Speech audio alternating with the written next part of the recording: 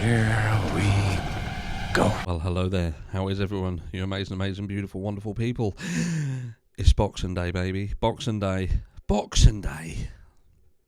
Some people don't know what Boxing Day is.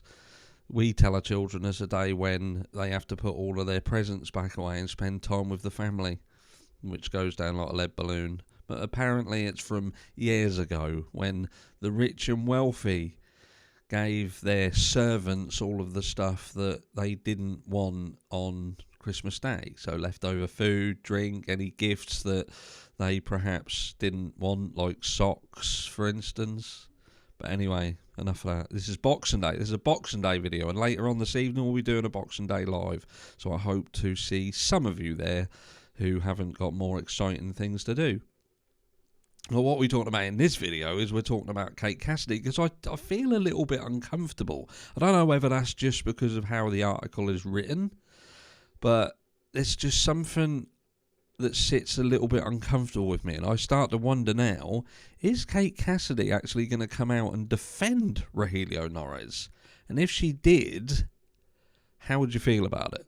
And why do I think that way? Let's get into it. It's literally the first few lines, right? Here we go. Right, so it says, Argentinian police set to interview Liam Payne's girlfriend, Kate Cassidy. She wants the right people to be brought to justice. Which, that statement in itself, it's like, so out of all of the people who are being accused, does she feel that there's someone in amongst them who are the wrong people? So she wants to clear something up, because that's what this seems to feel like. Because ultimately, you've got a load of people who we know are being accused. We know who's having the finger pointed at them. We've got the people inside the hotel. We've got Bain, and we've got Rogelio. So from a perspective of what do we think, looking as being outside the tent looking in, do we think that any of the people who are currently having the finger pointed at them are having that done rightly so? Because again, this looks like this could be that she's going to go in and perhaps say, no, this is what happened and I need to put things right. I could be reading into it a little bit much, but you know me, I find it very hard to trust things and trust people. And Kate Cassidy has been somewhat of a bone of contention with me as we have that tug of war between Liam Payne was an adult, he was responsible for himself, but then on the flip side of that coin, if you're someone who is outspoken about your love for them and how you was going to get married, there was going to be a future together, and also you was seemingly being paid $35,000 a month, okay, apparently, what is your moral obligation? What is your obligation? I suppose you could ask that in many walks of life. I've said this about adults and children, and when children become a certain age, is there still a moral obligation, or is there they used to call it, didn't they, cutting the apron strings, and maybe that's it. But I think that the world would be a better place if people understood that perhaps humans, even adults, have a moral obligation to one another in certain situations. And if you truly love somebody and they're going through stuff, then that is that question. What is your moral obligation? I know the Darwinists out there will be fucking, there's a dog-eat-dog world and I've got bigger fucking teeth than you, that kind of mentality. But if everyone has that mentality, then that's where the world becomes a quite mean and vicious place, and that sadly is the world that we live in. But anyway, let's look. Argentinian authorities are continuing to investigate the death of Liam Payne, and they're planning to speak with his grieving girlfriend Kate Cassidy, who left the country just 2 days before the One Direction star's death, which that in itself, in my opinion, is problematic, because that to me would be indicative of something that is increasing. There's that you're moving towards something. That's my mentality. Because if everything was okay, everything was happy, everything was just about the process of the acquisition of the visa, then why would Kate Cassidy abruptly leave? Why would there be why would she not be able to just stomach it out a few more days? We've recently seen the amount of time that she stayed in London, for instance, in the aftermath of the death. So when you have to stay somewhere, it seems that you can stay somewhere. And could it be argued that if you're there for the acquisition of a visa and this person is going to upend their entire life and move to the other side of the world to be with you, do you have a moral obligation to at least see that through? But again, there's going to be a heads and a tails to that. But the fact she left 2 days before seems to me that it's one of two things. Either she just didn't want to, she couldn't be bothered to, or this was a situation that was escalating and she got out of it. The Post has learned that authorities have reached out to Cassidy and asked her to provide a witness statement to aid the investigation. Authorities confirmed to the Post that Cassidy is not under any suspicion of wrongdoing, but they hope that she can add context to what happened to the 31-year-old crooner during his fatal visit to Buenos Aires. We've got some pictures of them together. She's going to help in any way she can, said a friend of the 25-year-old influencer. This friend has got a big fucking trap. She wants the right people to be brought to justice. So again, I can't stress enough. Is this indicative of she feels that certain people who are being having the finger pointed at them aren't the right people? Does she feel that there's people missing to this list?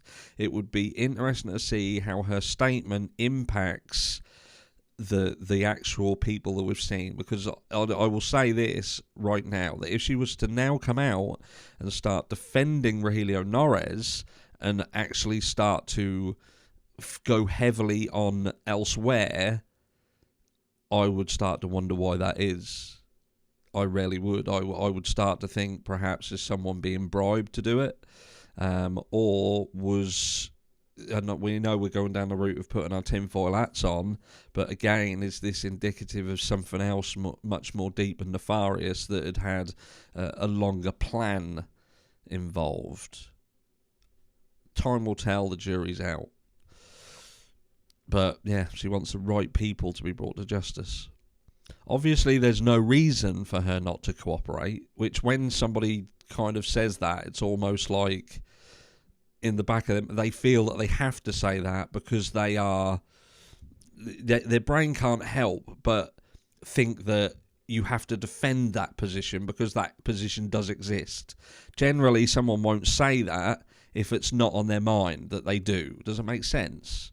You know, the psychology of it is that when we know we're kind of in the wrong, our immediate and our first position is a position of defence. And that position of defence comes from a position of understanding that you need to defend if you are indeed in the wrong. And that goes for a third party. When someone swings out the gate in a defensive manner, that's because they are accepting that defensive manner is required. Just saying. She's tried for a long time to help him get clean and is still haunted by what happened. Anyone who provided drugs to Liam should be prosecuted, she says. So we know it's a female.